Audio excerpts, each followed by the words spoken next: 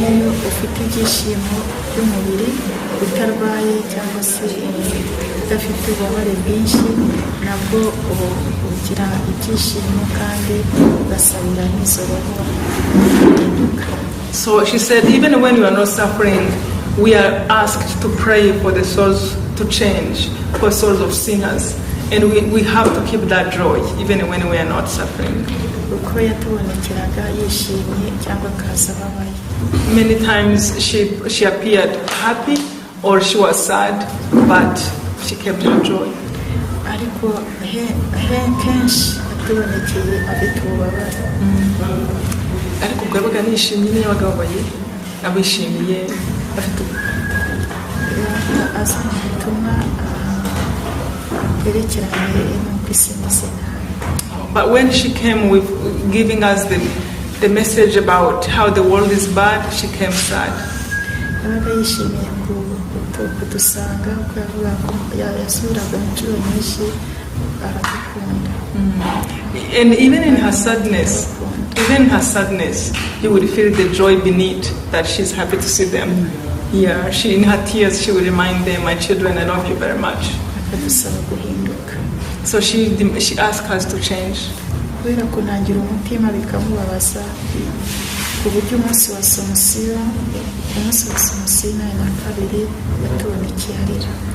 She is sad when we had in our hearts, when we refused to see our weaknesses. And that made her actually, it was a day of Assumption, August 15, 1982, she appeared crying. It is a day for the joy in our church. It is a joyful day, but she appeared crying.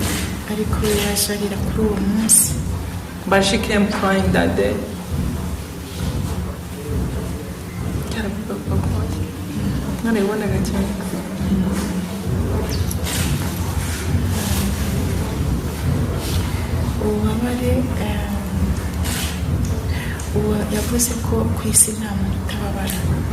She told them, she said, nobody on earth that does not suffer. Everybody have their share of suffering.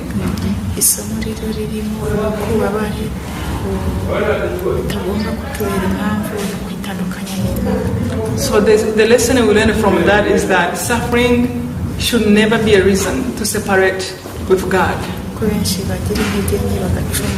Because many fall into weakness and then they sin because of their suffering. Bikiramariya yadusabye kugira urukundana hagati ya gukunda Bikiramariya kumukunda.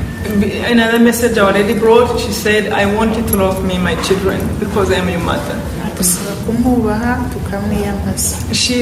She asked us to respect her and to know her importance in our life and to always call upon her for her to help us.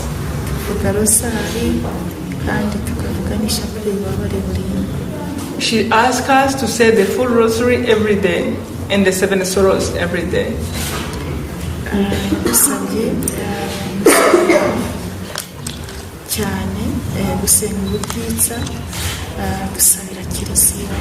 She asked us to pray every day unceasingly, especially praying for the church. And she said, Our Lady said, the church will meet a lot of troubles ahead of time.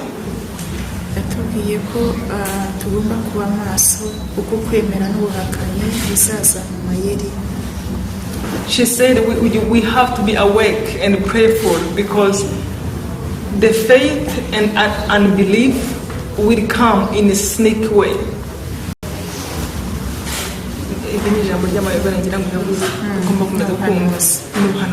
It's a prophecy. Those are words that is a prophecy. Like we have to be even think about what does that mean. Faith and lack of faith will come in a sneaky way. When I think about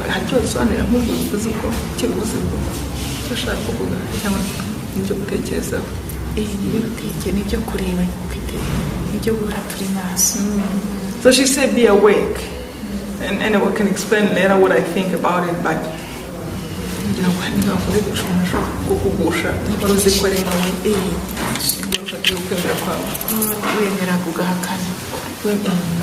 Because she's saying that this means that there are people who believes and then suddenly they lose their faith.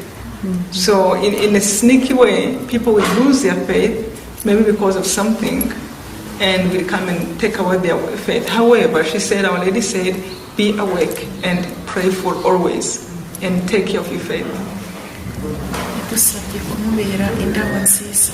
She asked us to be her beautiful flowers.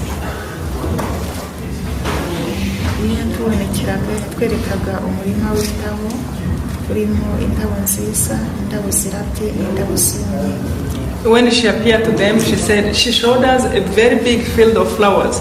Flowers that are very beautiful and very healthy, and other flowers were weak and others were really dry. And she said, on earth there are 3 types of people. There are those who love God. There are those who have faith that is not strong.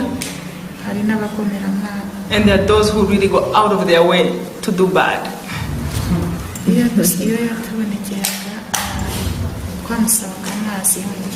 When she appeared, we asked her to give us holy water. We wanted to have water like a river, like Lourdes.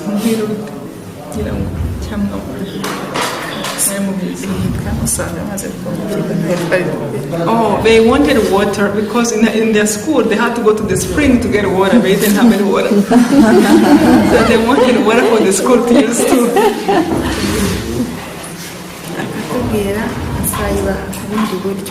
And she said, I will give it to you in another way.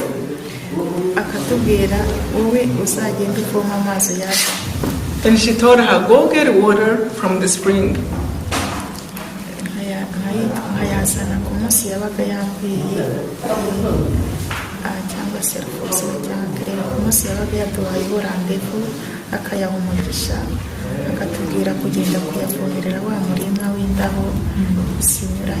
So she will tell them, bring water here. They will bring water, and for her or Marie Claire, where they have apparitions, and Our Lady will bless them, and then she will say, go and sprinkle the water in my field of the flowers.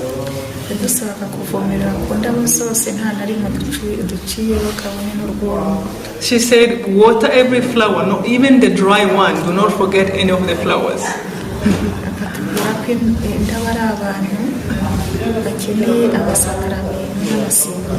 She said that the flowers were people who needed the prayers and who needed sacraments.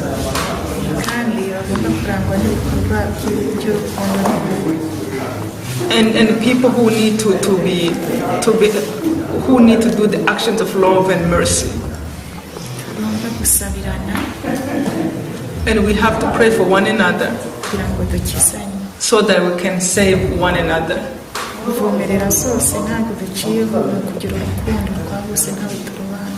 She said what she meant when she said you have to water every flower.